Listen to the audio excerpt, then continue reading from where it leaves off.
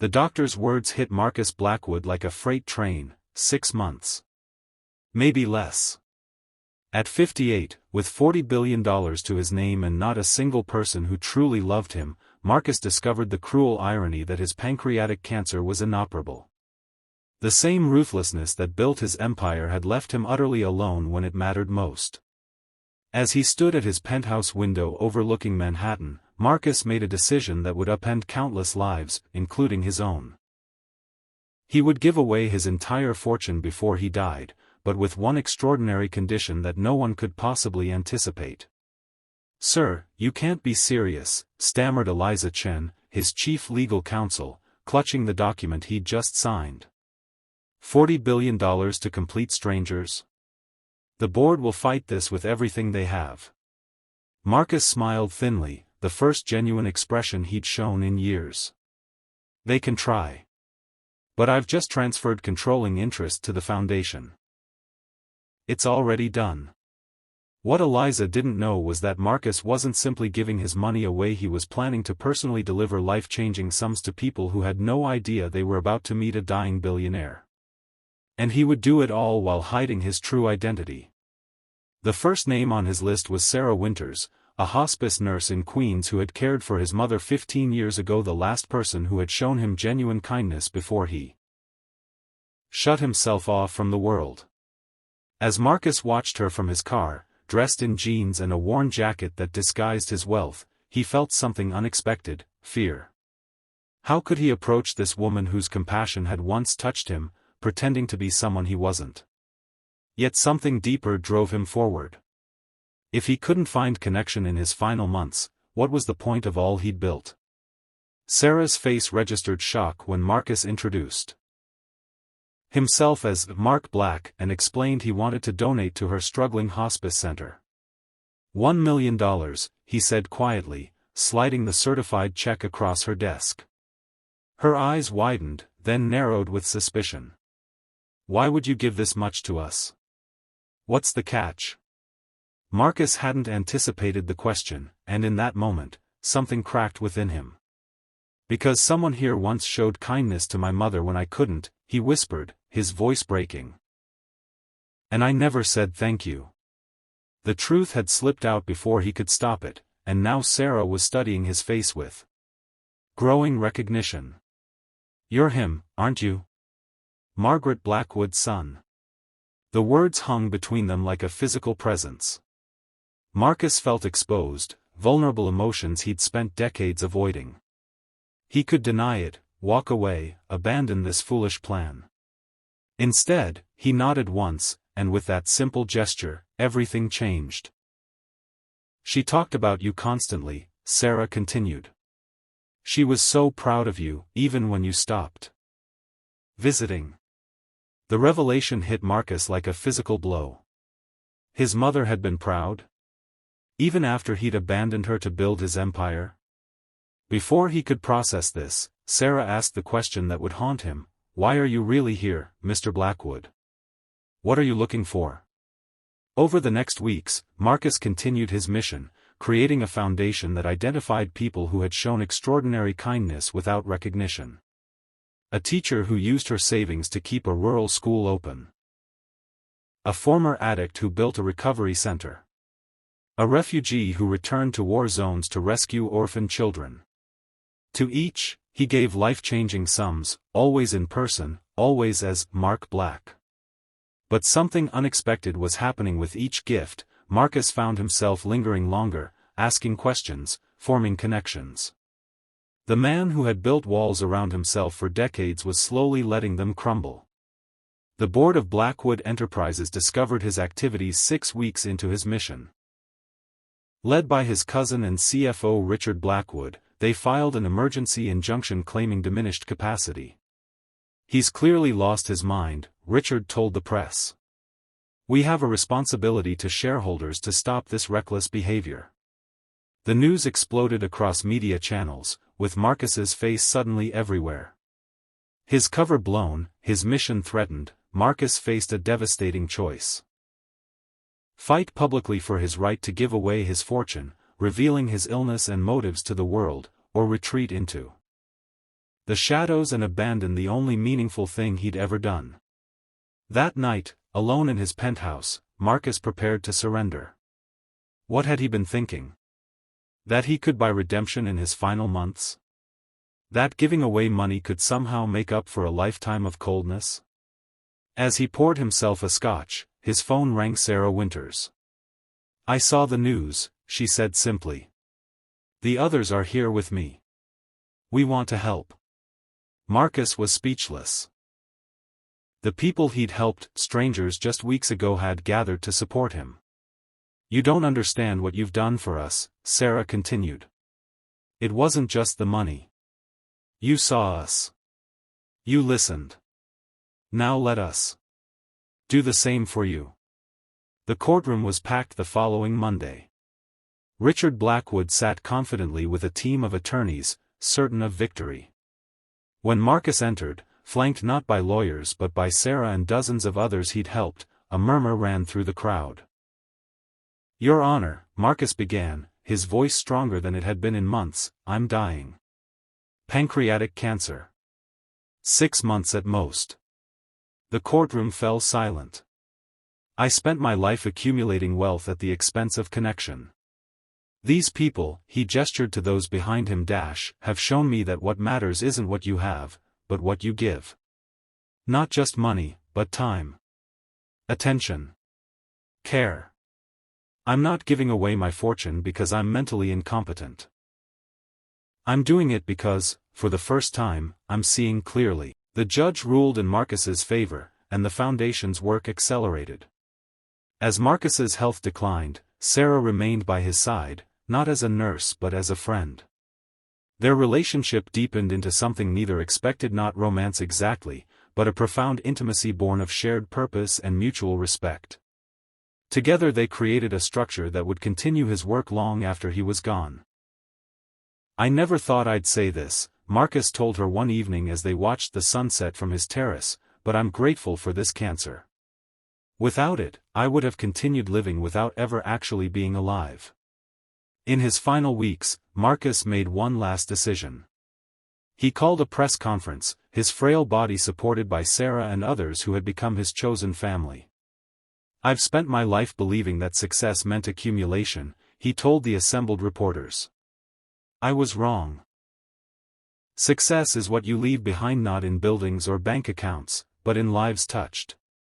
If you're watching this and you have the means to help others, don't wait for a terminal diagnosis to start.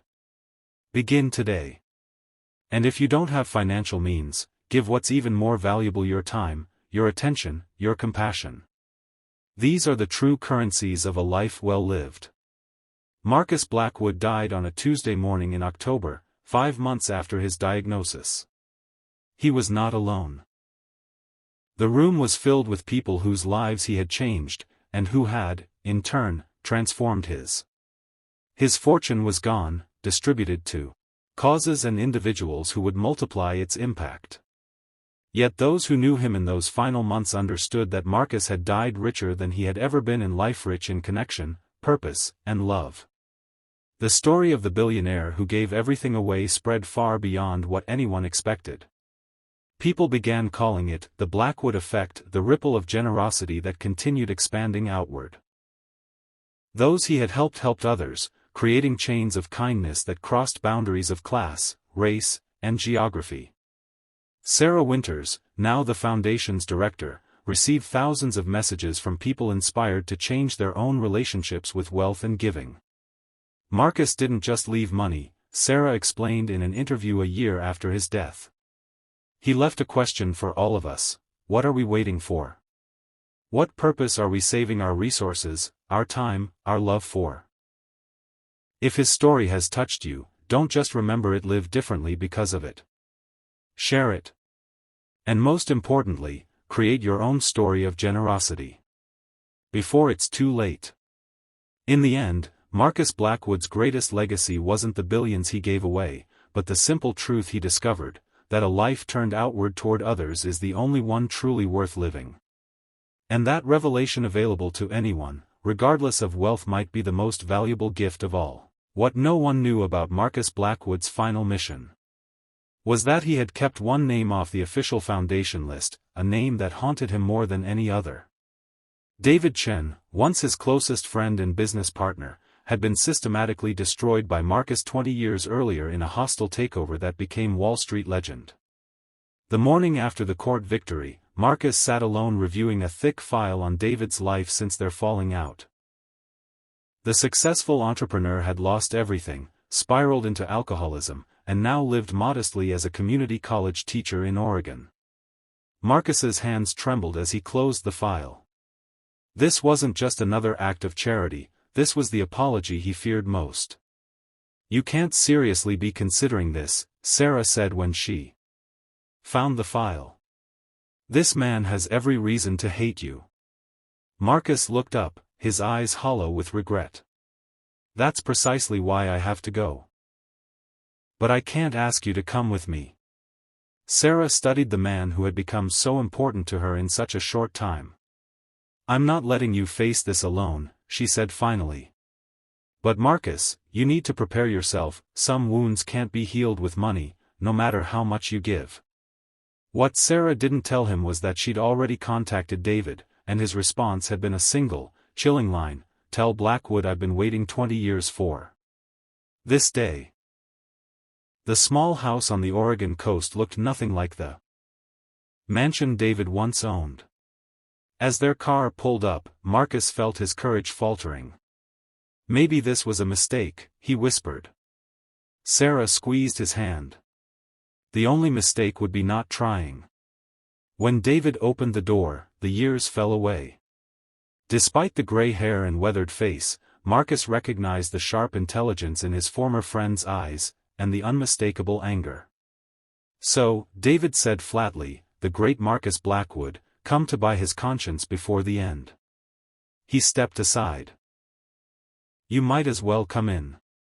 I've rehearsed this conversation for 2 decades. Inside, David poured 3 glasses of water, pointedly avoiding the alcohol Marcus remembered he once loved. "I know about the cancer," David said without preamble. "It's all over the news, the dying billionaire's redemption tour. Very touching." His bitterness filled the room like smoke. "What I can't figure out is why you're here. I have nothing you need. You made sure of that." Marcus reached for the check in his pocket, then stopped, suddenly understanding the inadequacy of the gesture. Instead, he pulled out a folder and slid it across the table. "What's this?" David asked suspiciously. "Blackwood Enterprises stock certificates," Marcus replied quietly. 30% ownership. Controlling interest now that I've divested. I'm giving it back to you." David's laugh was harsh and unexpected. "You think this makes it right? You destroyed more than my finances, Marcus. You took my reputation, my self-respect. You turned mutual friends against me with lies. Money can't fix that." His words struck Marcus like physical blows, each one true. "I know," Marcus admitted, his voice barely audible. "I don't expect forgiveness, David. I just needed you to hear that I know what I did. And that not a day has passed that I haven't regretted it." The silence that followed seemed endless. Finally, David asked the question that had tormented him for 20 years. "Why? We were like brothers. What made you turn on me?" The truth, when Marcus finally spoke it, was both simple and devastating. "Fear. You were brilliant, more innovative, more visionary than I ever was.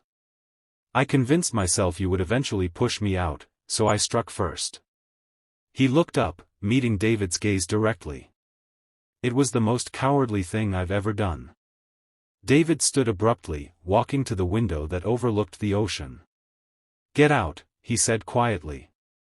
"Take your money and your deathbed confession and go." Sarah started to protest, but Marcus shook his head. Some debts couldn't be repaid. As they reached the door, David spoke again, his back still turned. "Come back tomorrow. Just you, Marcus. If we're going to have this conversation, we're going to have all of it." Marcus returned alone the next day, and the next. The conversations were brutal, raw with 2 decades of suppressed rage and regret. David showed no mercy, detailing exactly what Marcus's betrayal had cost him: his marriage, his relationship with his children, years lost to depression and addiction. Marcus listened without defense, accepting each revelation as the penance it was. On the 4th day, something shifted. "I hated you for so long," David said, "that hating you became part of who I am. What am I supposed to do with that now?" For the first time, Marcus saw the cost his former friend had paid for carrying such bitterness. "Maybe we both need to let go," he suggested quietly. By the 6th visit, they were talking about the past before the betrayal, the early days of their partnership, the dreams they'd shared, the friendship that had once seemed unbreakable. "You know what's ironic?" David said, pouring them both tea. "Those students I teach now, they remind me of us at the beginning. All that potential, that hunger to build something meaningful." Marcus looked up sharply. "Your students, the engineering program you mentioned?" David nodded. "Brilliant kids. No resources. The school keeps cutting our funding." Marcus felt something stir within him, not guilt this time, but possibility. What if they had everything they needed? What if you had the chance to build again? The David Chen Institute for Innovation opened 3 months later, funded by the stock. Marcus had returned an additional millions from the foundation. David insisted that Marcus be present for the ribbon cutting, though his health was failing rapidly by then. As they toured the state-of-the-art facility together, David said something that pierced Marcus to his core: "I'm not doing this for you. I haven't forgiven you. I might never forgive you completely." He paused, watching students already at work in the labs. "But I'm not going to let what happened between us define the rest of my life, however long yours might be. That's my choice, not yours." When Marcus collapsed 2 weeks later, it was David who met the ambulance at the hospital. "I'm not ready," Marcus confessed as they wheeled him to a private room, his voice thin with fear. "There's still so much to fix." David's expression softened for the first time. "That's always been your problem, Marcus. Thinking you have to fix everything yourself." He sat beside the bed as doctors conferred in hushed tones. "Some things can't be fixed. They can only be carried forward differently." When Sarah arrived, she found them talking quietly about the Institute's future, making plans that would extend far beyond Marcus's remaining days. The 3 formed an unlikely alliance in Marcus's final weeks. Sarah with her compassion, David with his hard-won wisdom, and Marcus with what little strength he had left. Together they refined the Foundation's mission, focusing not just on giving money away but on healing broken connections. The Blackwood-Chen Reconciliation Project, David suggested one evening, and Marcus looked at him in surprise. "You'd put your name with mine? After everything?" David considered this.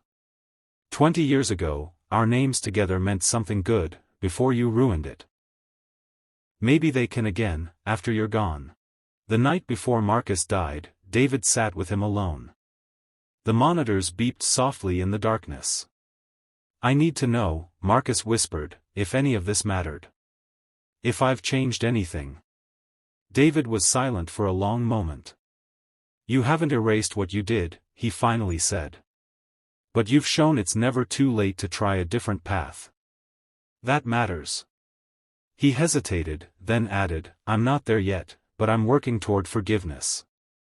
Not for you. For me." Marcus nodded, tears slipping down his hollow cheeks. "That's more than I deserve." David's reply was unexpected: "Maybe deserving isn't the point. Maybe grace is what happens when we move beyond what's deserved, in either direction."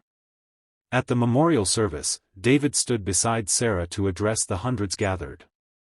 Marcus Blackwood was 2 men, he began. The man who would destroy anyone in his path to success, and the man who, at the end, tried desperately to rebuild what he had broken. "I knew them both." His voice grew stronger. The question isn't which version was real. They both were. The question is which version we choose to become before our own time runs out. He looked out at the crowd, many of them wealthy and powerful themselves. Marcus ran out of time to complete his transformation. What's your excuse? The story of Marcus Blackwood and David Chen became as widely shared as Marcus's charitable giving, a complex tale of betrayal, consequence, and the difficult, incomplete work of reconciliation.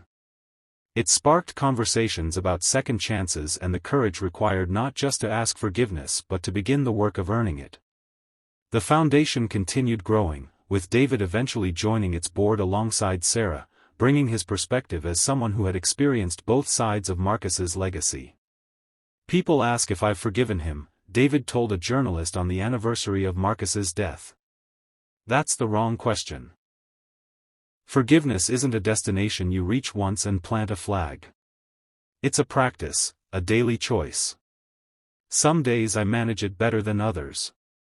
He looked thoughtfully at the institute where his students were creating innovations that would have made the young Marcus and David proud. What matters is that we both found a way forward that wasn't defined by our worst moments. That's the real legacy worth sharing.